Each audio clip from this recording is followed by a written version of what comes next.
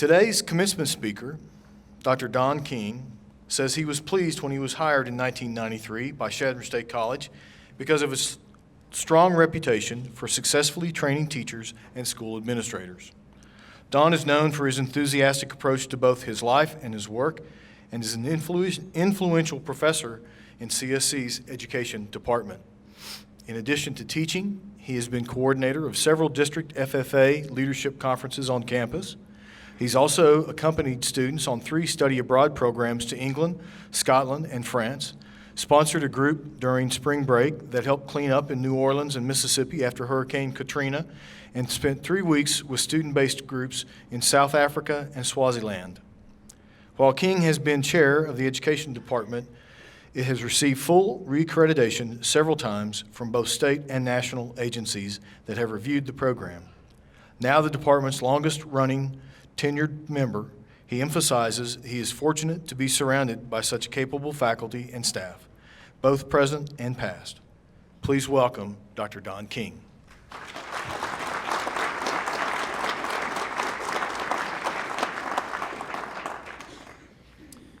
Thank you, Dr. Ryan. I do have to say that all those accomplishments were not only my feat, but I had lots of help. So I'd like to start out by saying, probably would surprise most of you that we don't wear these every day. So I'm going to take my hat off, if you don't mind. The tassel tends to kind of tickle you, so. With that, I'd like to bid you good afternoon, ladies, gentlemen, faculty, staff, and platform party. It is indeed a pleasure to speak with you today, and I thank you for allowing me a few moments of your time. I'd like to start by congratulating you soon-to-be graduates, as well as the families that have supported you. I want you to know that we are fully aware of the sacrifices you and your families have made in order to make this educational achievement a reality. It is not at all an easy feat, and we want to thank you for choosing Chadron State for your education pursuits. I promise you, we do appreciate it. With that, let me suggest that we are all sitting here in this auditorium for a very specific reason. Like the cream that rises to the top of fresh milk, you too have risen in that you have taken the next professional step and have achieved a milestone in your professional career. Be proud of this achievement. Embrace it, for it is most certainly significant. Whatever it is that brought you here, or brought you to our Chadron State table, you have followed through and met the specific degree requirements of your program of study as outlined by the state of Nebraska. I want you to know that your CSC faculty do not take this job of education lightly. We believe very strongly that this degree has merit and meaning beyond that of your diploma. It is not just a second bachelor's degree, but with this degree comes something far more significant. With this degree comes a rise in your personal leadership, and you will be held to a higher standard. Your peers, family, friends, and others will now view you perhaps a bit differently. People will begin to turn to you for an opinion or to provide them with a degree of leadership not previously asked of you. It is therefore incumbent upon you to use what you have learned and apply it to these new situations. In doing so, I want to take you back to that ever-loved Intro to Grad Study class, Research and Design. You remember that class, right?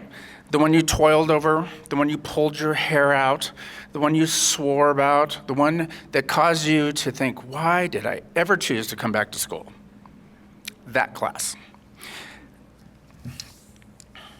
It was from, however, this course that you were introduced to various types of research design and why those design principles are used.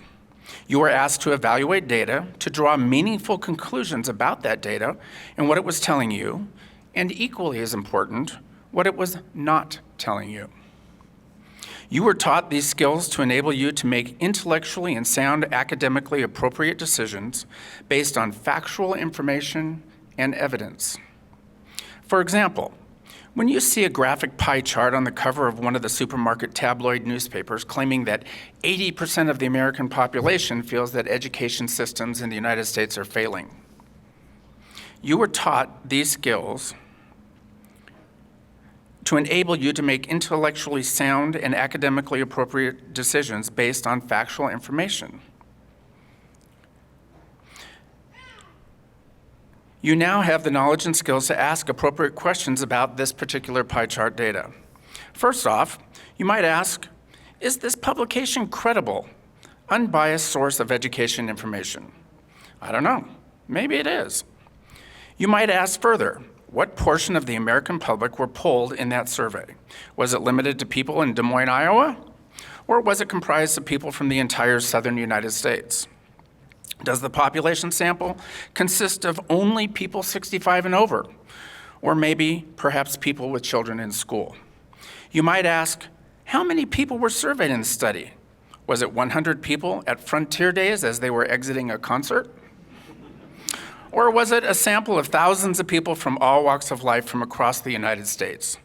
Asking these types of questions, my friends, is crucial and important. It validates whether this information is credible. In the case of this pie chart study, it gives us a more valid picture of who actually believes U.S. education is failing, if indeed it is failing at all. These questions are important. In this age of global turmoil, it is drastically important that we ask these same significant questions as it pertains to national and international issues. Now that we know better, it is therefore irresponsible of us not to question. At the national level, we are currently looking for credible knowledge in our quest for qualified national leadership. But my friends, we also need leadership at the local level, in our schools, our communities, leaders who can discern fact from fiction, who can step forward and explain whether these claims are valid, founded in fact, or if in fact they are perpetuating some unsubstantiated post found on social media. Or worse yet, what we might see on some bumper sticker. We need good leaders, people. Leaders who can explain and interpret and challenge.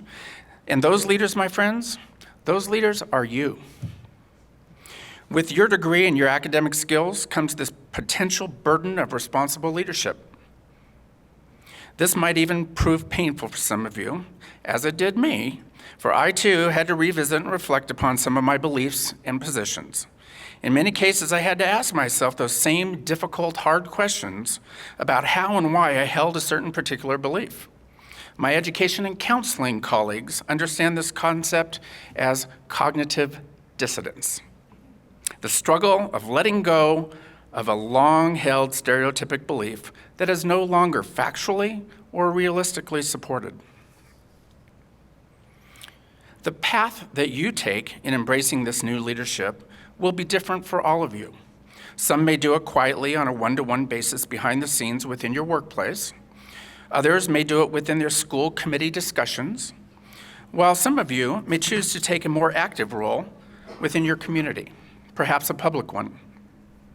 Whatever the case, the challenge I now place before you is to use your talent, your skills, to politely and professionally correct wrongful information and insist that decisions and actions are based on factual, concrete evidence. Why do I challenge you? Why? Because now you know different. You know better. I'd like to switch gears now and offer you some what I think is sound leadership advice. Number one, set goals and be persistent in achieving them. Like the old saying goes, if there's no wind, row. In other words, be the change you wish to see in the world. Number two, surround yourself with positive people. Don't get sucked into negativity. Be a glass is half full person. Three, be kind and respectful. Everyone has a battle and a struggle that we are not aware of. Four, listen and observe. Learn from those around you. And lastly, my colleagues, cultivate your gifts. We all have them. You know, I do have to admit that I sometimes walk into a master's exam with a dozen things on my mind and only a few hours to accomplish them. So not always am I in the moment, if you will. However, I can honestly say that I cannot remember a time when I've left one of those exams without a sense of pride in you, our graduates. You continually surprise and amaze me with your inspiration and your talent, and above all, your dedication, compassion, and your desire to improve your profession. I am proud to be a part of your education. I thank you for that honor. I will now leave you with a quote from Steve Jobs. Your time is limited, so don't waste it living someone else's life. Don't let the noise of others' opinions drown out your own inner voice. And most important, have the courage to follow your heart and your intuition. Thank you, good luck to you, congratulations, and best of holiday wishes to you and your families. Thank you.